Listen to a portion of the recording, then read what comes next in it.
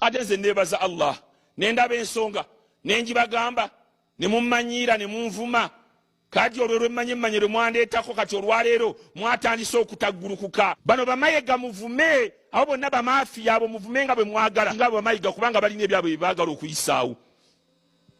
so kyembagamba nti abasajja bamafiya mu nkola zaabwe bandi wagoni timwegendereze abo abavaayo nga bagamba nti bo be balumirwa Buganda okusinga bannaabwe so nga ate batume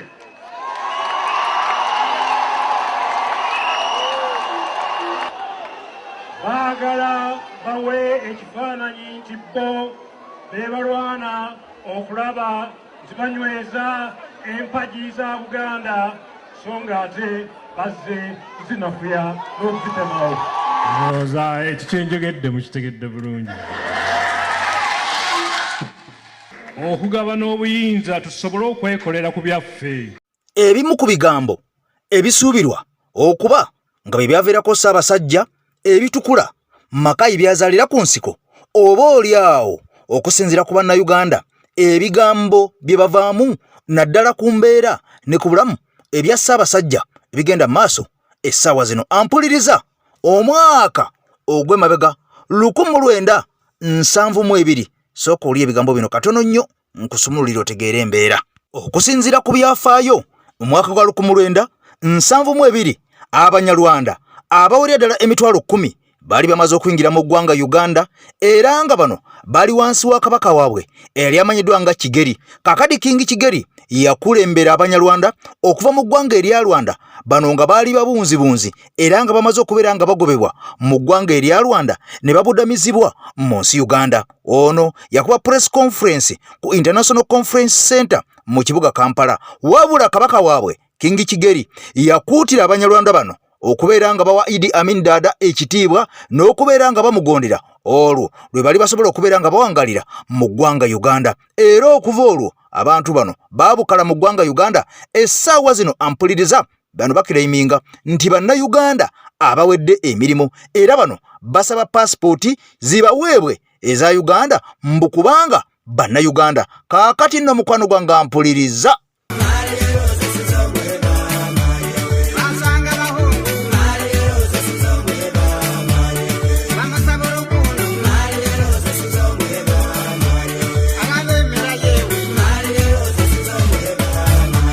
kati nno okubudamya abantu bano mu ggwanga Uganda abaava e Rwanda nga babundabunda kyaviirako amawanga gano abiri erya Uganda n'erya Rwanda okufuna obutakkaanya era oluvannyuma ensalo ya Rwanda yaggalwa. Ebiseera ebyo yali General Field Marshal President Idi Amin Dada yali ali mukwano gwange ampuliriza mu mitambo egy'eggwanga Uganda. Era okuggala ensalo y'eggwanga lya Rwanda tetandikidde ku General Museveni wabula n'emirembe giri okusenza n'okubudamya ka King Kigeri eyali akulembeddemu Abanyarwanda abaali babundabunda nga basaza ensalo nga bayingidde eggwanga Uganda kyaleetera Rwanda okunyiiga lwaki Uganda yabudamya abantu bano. Kakati nno bwe batyo ne bafuna obutakkaanya era ensalo yaggalwa. Kati ampuliriza mukwano gwange gwe ali ku EKTV nze Eke Master namaze okubeera nga ntula emabega w'omuzindalo olutolontoke mu nsonga eno tubeere nga tugiggusa munansonyiwa akatambi ke tumaliriza mukwano gwange akakawedde akaloboozi kayiseemu katono nnyo ne mutasobola kubeera nga mufuna information eno y'ensonga lwaki ngikomezaawo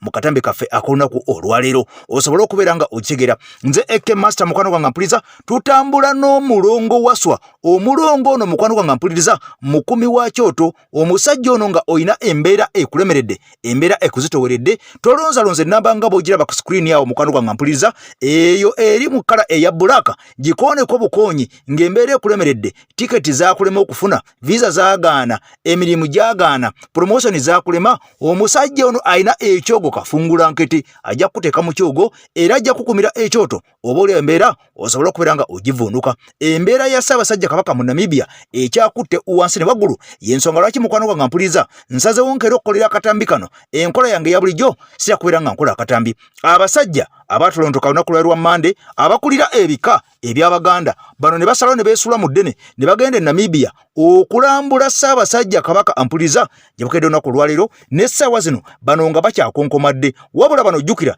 nti bawadde ennaku 5 nnambirira ez'okuyigga n'okunoonya Ssaabasajja Kabaka era ennaku 5 bwe zinaggwako nga Ssaabasajja Kabaka tebamulabye bano tebajja kuba na kyakkola oba kyakusalawo bajja kulinnya buli nnyonyi bakomewo e Uganda batubuulire kubanga amawulire bulijjo gatambula nga galaga ndi Ssaabasajja Kabaka ali mu ggwanga erya Namibia mu kifo ekimu mu ddwaliro eri abantu oba olyawo abalina obulemu oba obuzibu ku bwongo bwabwe oba ku mutwe kaakati nno abantu bano ne wenjogerya essaawa zino tebana bakwera nga balaba ku muterega oba okumukubako eky'omulubale kaakati nno ebigambo bye bino olwo tusumulenga vidiyo giwadde ekigalo era mukwano gwange Ampuliza tutambula omulundi gumu n'omulongo waswa nkugambye agenda kukumira ekyoto tojja kwejjusa bali munda mu ggwanga lya Namibia Ssaabasajja Kabaka bamuwenjanga buyiso fine video twagirabye naye twagala kulaba ku Kabaka bali Namibia bayiseewa abakulu b'ebika bali Namibia video fine twagirabye Ssaabasajja ng'ayogera bati twagala kumulaba bali Namibia tutandikira awo wennyini Kampala Uganda Namibia tibatandise dda omuyiggo banoonya Kabaka Ssaabataka team of clan leaders bagambye nti be bagenze akawungeeza akunaku olwa Mande bagamba nti bagenze kucekinga ku Kabaka mu kaseera kano ali mu kufuna obujjanjabi munda mu ggwanga eritibwa erya Namibia tiimu eno tutegedde nti yakulembeddwamu Kyaddondo Kasirye Mbuga Eramula oyo wa kika kya Nvuma ku tiimu kwali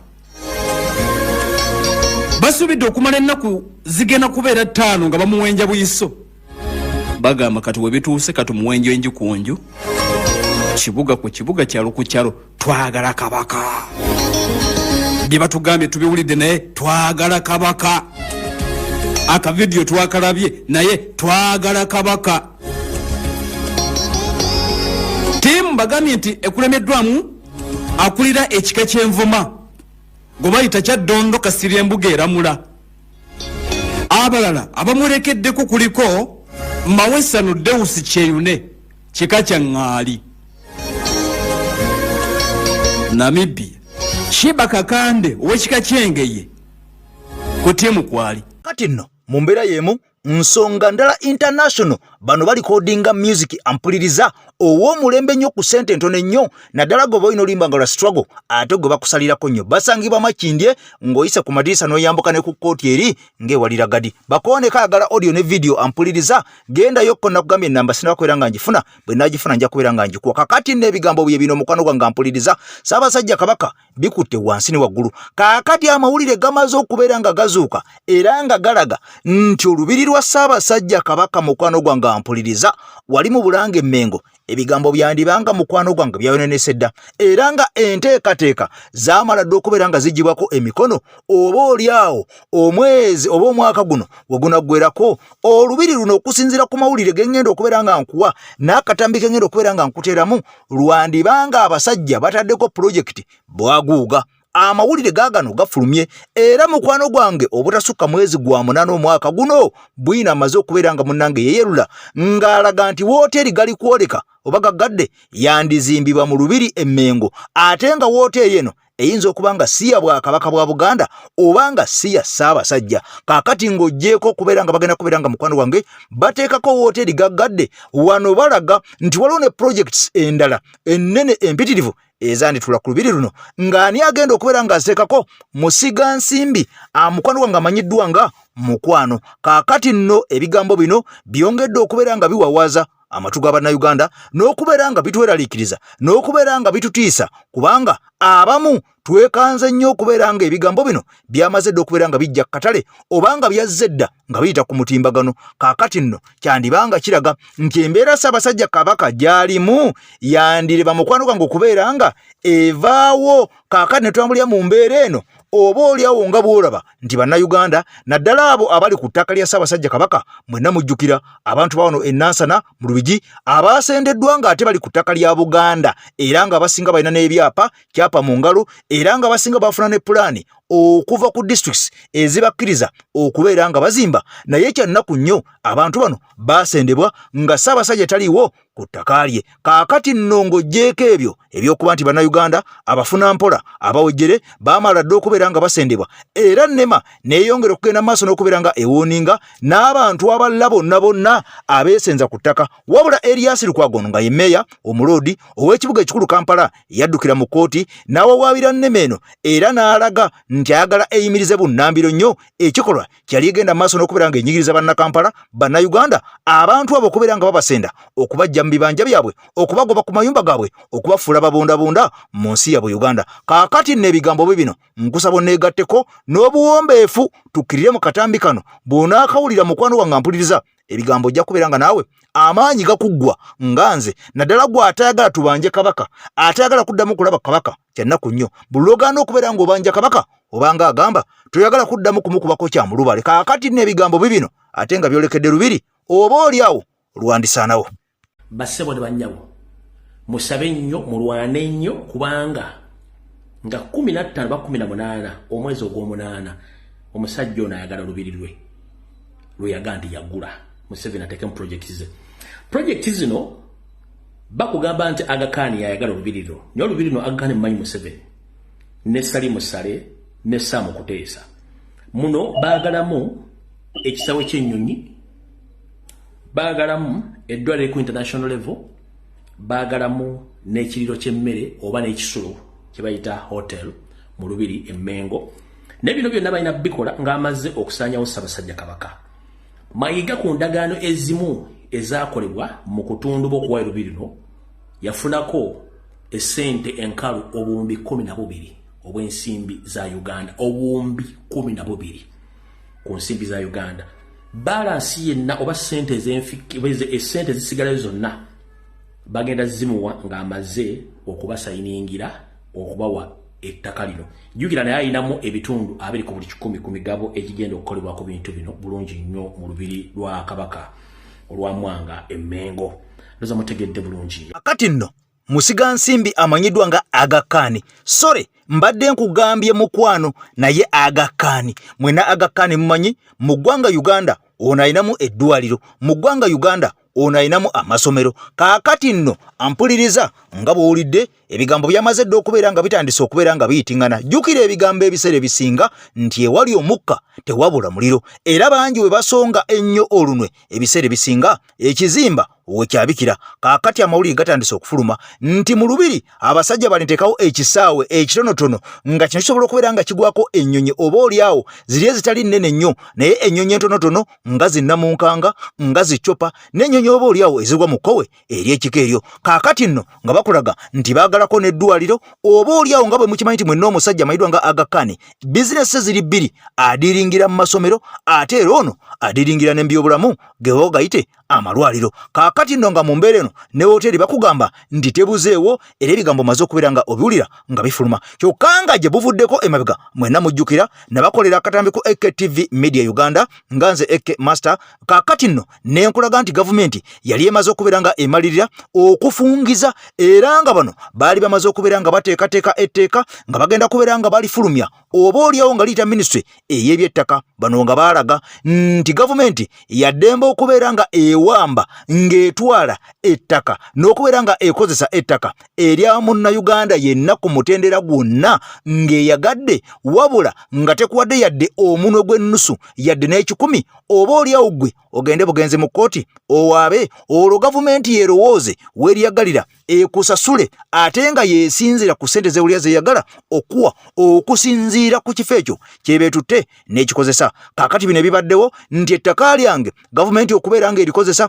okuyisaawo oluguudo okuzimbawo eddwaliro okuteekawo essomero okusawo pulojekiti yonna gavumenti emala kunsasula ebyo kaakati wenjogerera essaawa yonna kigozi essaawa yonna byandifumwa obufumwa nga nga bukeera bukeezi ne bakusenda ne bakugoba obugobi nga kimaze okubeera nga kiyita era General Museveni essaawa yonna ebintu bino yandibiteekako omukono. Kaakati nno nga bw'owulidde njagala nsooke nkujjukizeko ku bigambo bino katono nnyo byaliwo era mpuliriza nnakolera akatambi gwe atambula nange ku mukutu gwange bw'oba olowooza nti ebigambo ombyogera bwogezi kansooke nkuzzeko emabega katono nnyo nkukomezewo akatambi ako okawulire ojja kumanya lwaki abantu b'omu Lubigi baasendeddwa busendebwa nga tebeebuuziza ku muntu n'omu. Ojja kumanya nti projects ezoogerebwa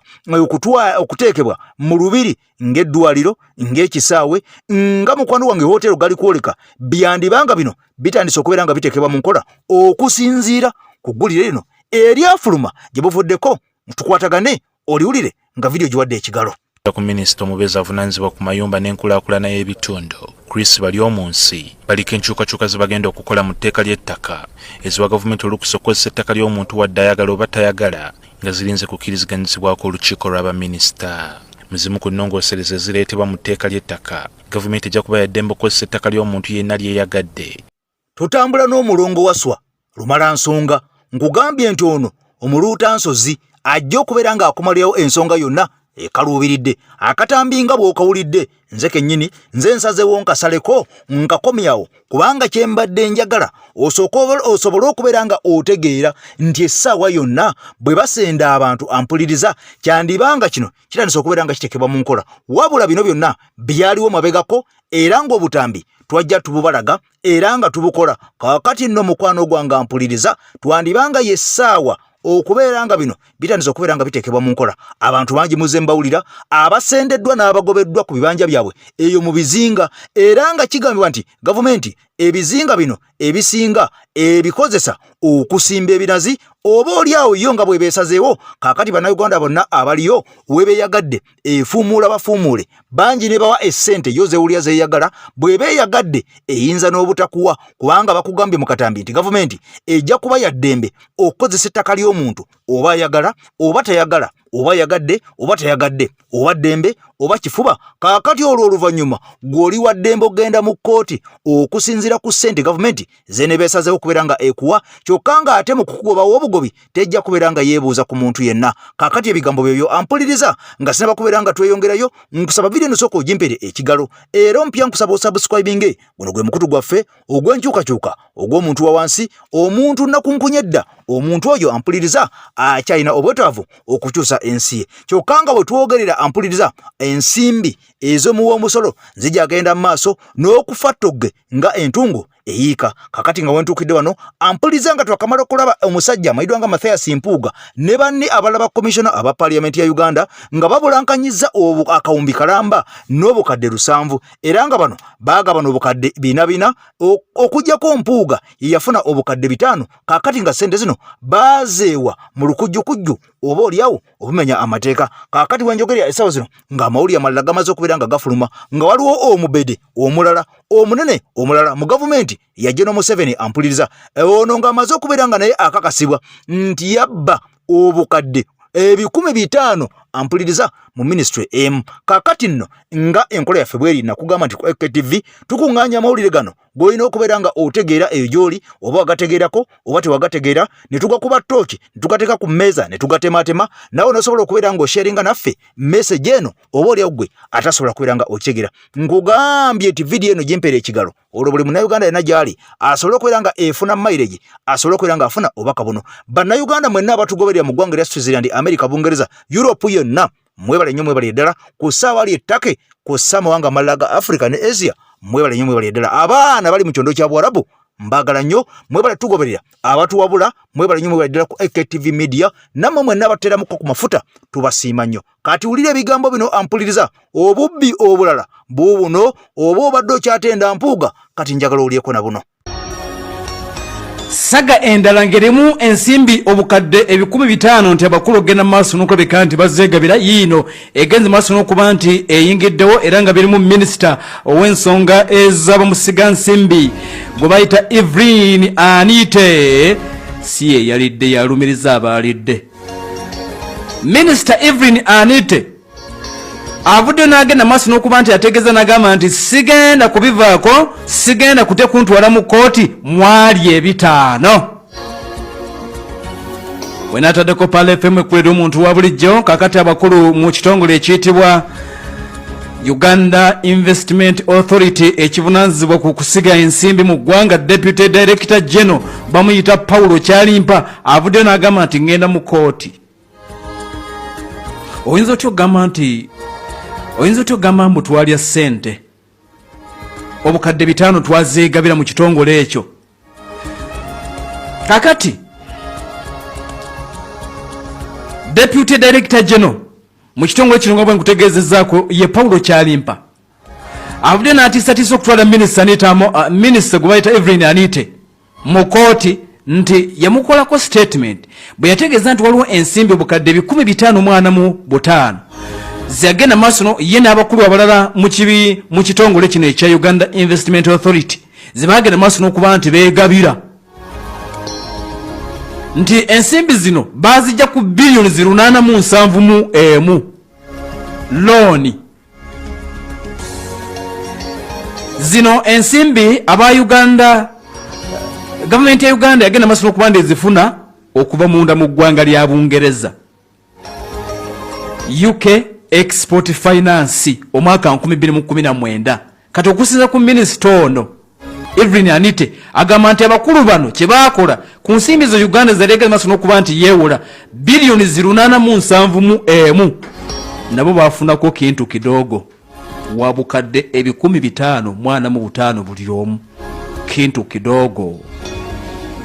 Evelyn Anite agamba nti ensimbi zino ezaali zigendereddwamu ogenda maaso n'okuleka nti ziyambako gavumenti y'eggwanga lino okuzikozesa okuzimba Namanve Industrial Park ate abakulu baazikecula mu kitongole ekyo ekyabamusiga ekivunaanyizibwa ku bamusiga nsimbi baaziddako ne bazikecula era ne beewa awaadi ya bukadde 545 buli omu.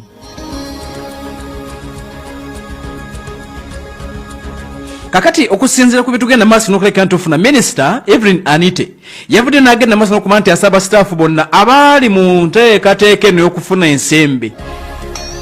zino ennaku z'omwezi nga 23 Julayi 2023 yabagambye nti please muzizze mu ssaawa 24 mwafuna obukadde 5 singa mugaana okugenda maaso n'okuba nti muzizza mulinde ekigenda okuddirira. Evelyn Anite agamba nti this was an act of corruption, kuno kwali kulya nguzi. Kakati bibadde bikyali awo Paulo Kyalimpa Deputy Director General w'ekitongole kino yaddukidde mu kooti agamba nti kyotusibako kimanyi kinene. Kati ngayita mu bannamateeka be Alakandi Company Advocates addukidde mu atiisatiisizza tannaba kuloopa naye atiisatiisizza ogenda maaso n'okuba nti akuba minisita Anite mu mbuga ez'amateeka nti njwanjwa defamation.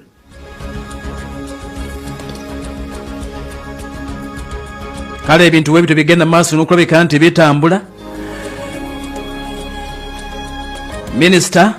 Anite Evelyn otegedde nti bateekateeka okumuloopa agenze maaso n'okuba nti ategeeza n'agamba nti asitidde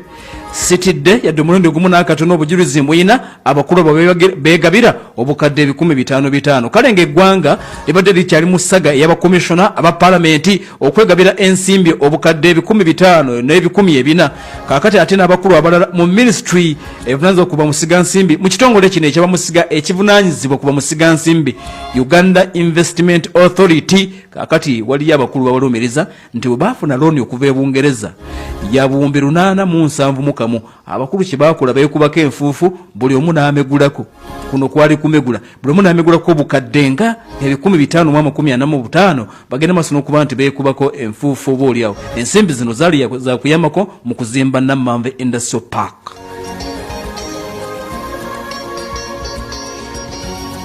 Kaakati tulindiridde kulaba kiki ekigenda okulabika nti kibeerawo. Emirimu gya Uganda Investment Authority sibe baali mugenda maaso n'okuba nti balaba nti Uganda efuna deal weno naye nti emirimu gyabwe gyali gya kulaba nga bawa instructions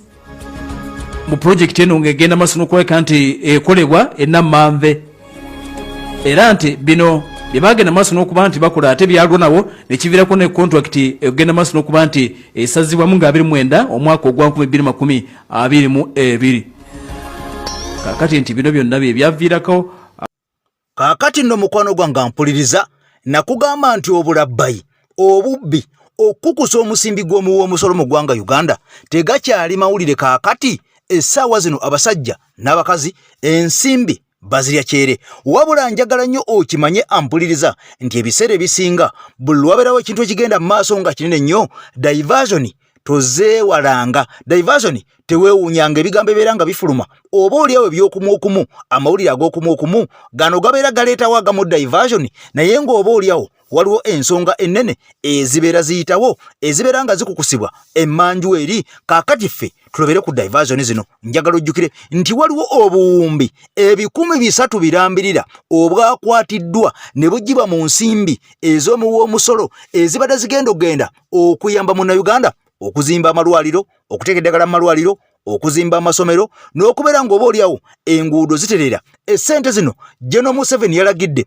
zizibweyo mu Parliament. Kaakati budget baddemu bagitunulire bupya era ekyakoleddwa ne bagikwatamu ne bajjamu ssente obukadde obulala biliyoni 300 ne baziwa omusajja omu ampuliriza owa kampani emu gye nabagambye ekola enguudo olunaku olw'eggulo. Kaakati nga ssente zino bazimuwoze buwozi kyokka nga kampani eno yamugwira. Kaakati gwe munnansi essente zandibadde zikuyamba zigenze kuyamba mugwira. Kyokka nga ekyennaku ekisinga okubeera nga kyewuunyisa ate bajeti eno eyasigadde nga weeri ezimu ku nsimbi ezigenda okubeera nga zigiddukanya tugenda kuzeewola bwewozi mu mawanga amalala, tugenda kwewola neewole mu bitongole ebirala ebigaba ensimbi. Kaakati naawo weweewuunyiza nti ffe tugenda kwewola kyokka nga ate naffe tulina gwe tuwa ssente okubeera nga ateeka mu projekiti ze. Kaakati nno ebigambo bino nga bw'obirudde mukwano gwange ampuliriza Ssaalongo Waswa omuluutansozi ampuliriza tutambula naye nga bulijjo. Nakugambye kakati essaawa zino yatuwaako ku mafuta ne tubeera nga tuva wano ne tudda buli kamunyomero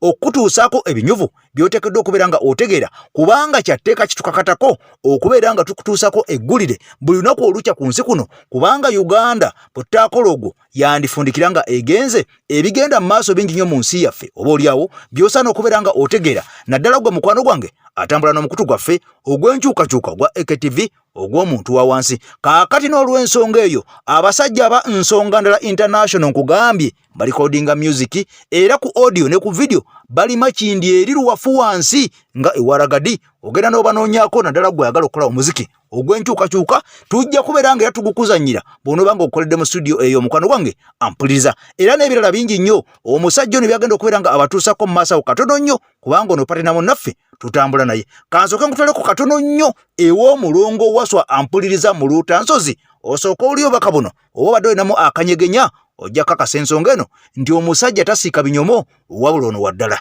Ebigambo bino bituuka eri omuntu yenna ng'ebizibu byakukwatira mu manvu ng'ogezezzaako buli wamu okubyetakkuluzaako wabula n'okootakoota mu gaabwanda. Omulongo Waswa nga mu Luutansozi akusabye okkalire kubanga Zebulembe okukunaazaako amaziga ng'oyota ku byoto bye kafuumuula bibamba. Gwe wenna ng'ogobye ku mpapula ezifuluma eggwanga nga byagaana koba ebweru wa Uganda ng'obutuuze bugaanye, amaka gakulemye, emirimu gitabuse, bizinensi ekunyiye. Omulongo Waswa ye mutuufu okukuwonya embeera ya mbula butuulo ng'agenda kukumira ku byoto. Kuba ku ssimu nooti 752228 nooti 910 awo mube butoola n'omu Luutansozi olwo yalambulula ebikutte entimba n'emigadde wanaakuwunzikira nga weeyagala ng'ebiiri gye ebitannaba kugwa kyankooto.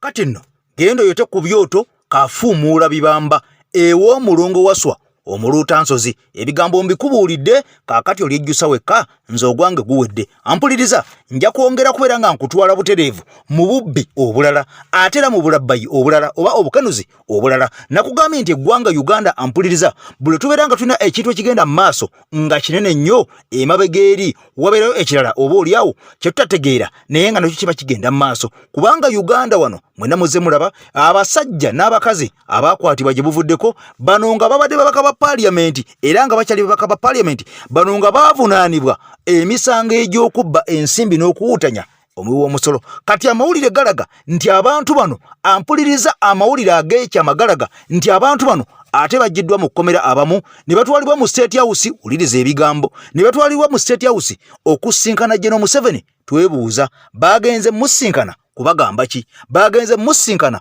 kuba waaki lwaki bano bavudde mu kkomera bagende basinkane General Museveni ku nsonga ki ku nsonga ezibavunaanibwa oba ku nsonga ndala nga special case ono nga yabatumizza asobole okubeera nga awayamu nabo kaakati nno abo bawuli ate abalina emisango egy'okubba n'okenula ate bannayuganda ate nga bano abamu kubo ate basinkanye General Museveni kyokka nga ebigenda mu maaso walaga nti waliwo n'abalala abaayitibwa ne babuuzibwa era bangi baasangibwa n'omutitimbe gw'essente mu maka gaabwe wabula ekyebuuzibwa ensente zino ezaasangibwa nabo kaakati byakkirawa kubanga abamu okutuusa ne leero tebasibwanga ebigambo byebyo mukwano gwange mpuliza kankukwate bukolokolo nkutwale nkusitule nkutwale owulire mukwano gwange omusimbi omutete omudidi oguyiika nga entungo efanga bwe nakunyonyodde nga amata agayiika bwayiise tebukyayoleka mukwano gwange ne bw'onookola eddagala abasajja baatwetolola jjukira nakoledde akatambi ne nkulaga nti abasajja bano okubeera nga bagaggawala baateekawo enteekateeka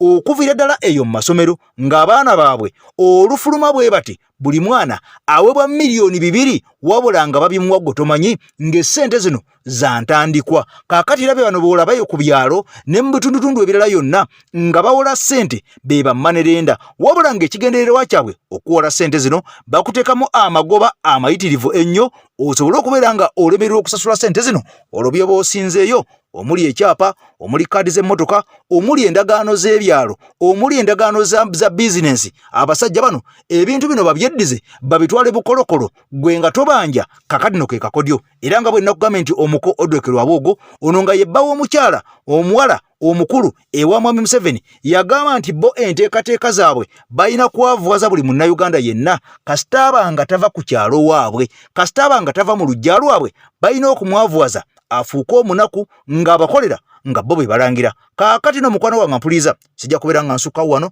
kankutwala butereevu mu katambi kano oli ebigambo ebinene oba oli awo nga ne gw'oyita omulangira ebigambo bino yabyenyigamu Ssaabasajja Kabaka awangaale alamule Obuganda twongere okubeera nga tumubanja kubanga kitukwatako tuli baana Baganda tuli bannayuganda ate nga tuli mu Buganda tuli ku ttaka lya Ssaabasajja mwenna abatambula ne EKTV mbasiima nnyo abatusindikamu ku data mwebale nnyo mwebalire ddala kubanga sijja kubeera nga mmenya buli muntu kinnoomu bangi muŋŋamba toyogera linnya lyange naye omulimu tugusiima mwebale nnyo mwebalire ddala Mukama Katonda abatuweera ekyo kye musinga okubeera nga mwagala era mukole nga zijja I sign out for now tukwatagane mwaka waffe addako ekawungezi bye bye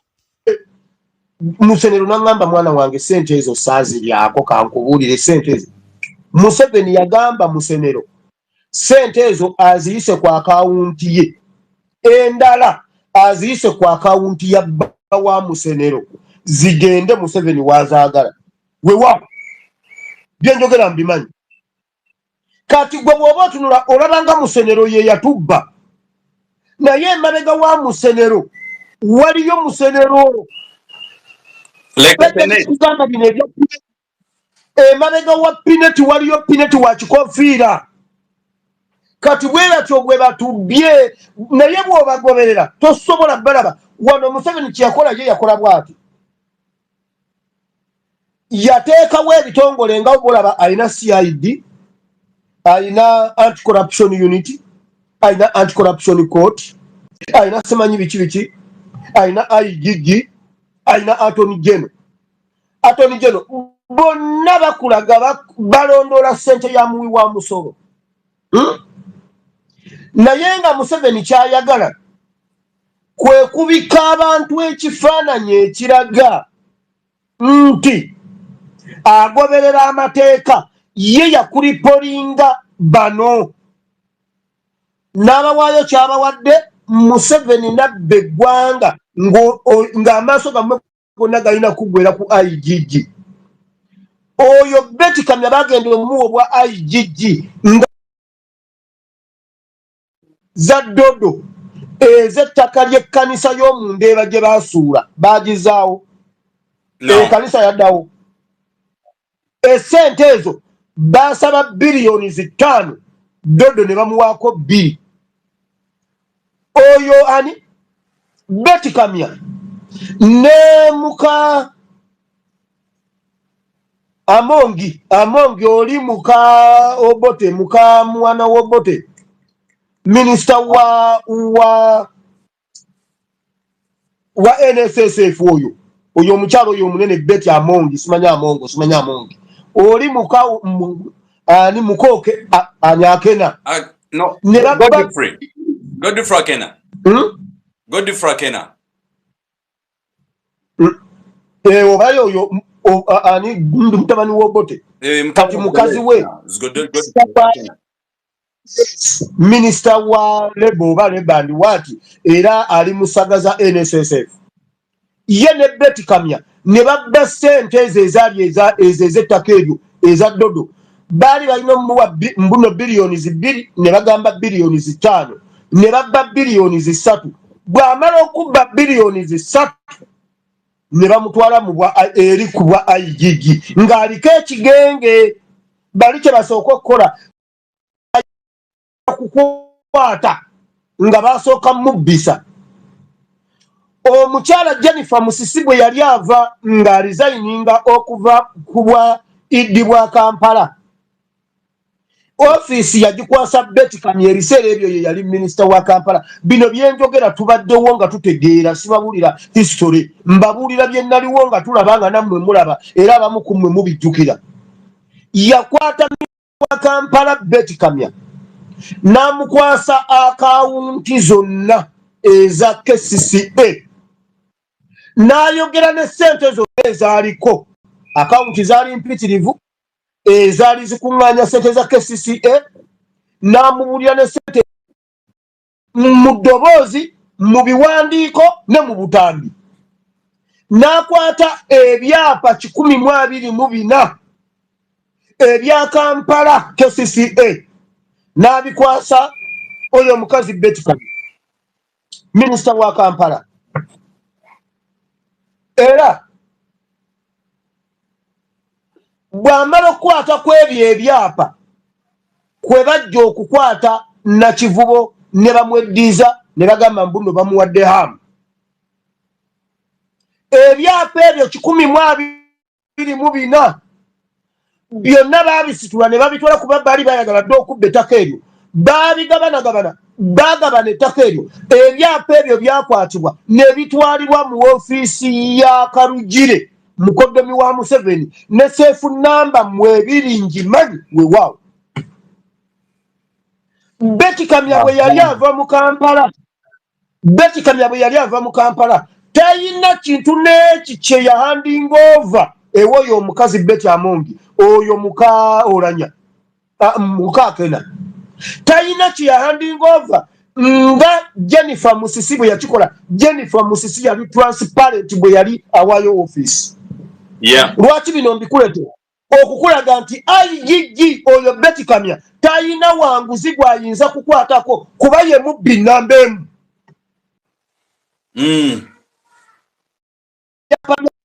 Jennifer Musisi yamuwabiriwa sente za dodo ziriwa ze yabba ezo sente zaviirako omukyala gwe bayita Byenca eyali minisita w'akakiiko k'ettaka mukyala Mutoolo ye Byenca Kayesu mukyala Mutoolo byamuviirako obuzibu ne bamusiba n'omusiba n'afunirayo nekirwadde gundi Nasembo mulaba ng'atambulira mu kagaali oyo omukyala ng'alwana abo abantu tebatwala essente z'ettaka eryo ery'omundeeba kati Betty Kamya tayinza kubeera IGG teyabeera IGG kulondoola ssente za gavumenti era IGG gavumenti esobole okubba naye ng'ebbira mu mateeka ng'efaanana egoberera amateeka nti buli kyoyogera bakugamba fayiri eri wa IGG era jjuzi bwe babba amabaati kyova olaba bakwatako abatono nga Nanduutu bwe yafuna amabaati ne sipiika bwe yagafuna ne Kaseija bwe yagafuna bo nga tebali mu kkomera ne Nabbanja bwe yagafuna bo nga tebali mu kkomera lwaki bano be basibako bali ne batabasiba kubanga baali balina okulaga nti balina kye bakozeewo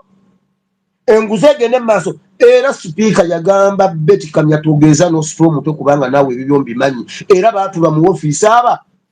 ebifaananyi ne bifuluma nga bali aba olwo nga IGG abantu bamutadde ku pureesha alina okunoonyereza ku sipiika naye ate nga ne supiika naye alina fayiro ze bamuleetera nti palamenti kuba ettooki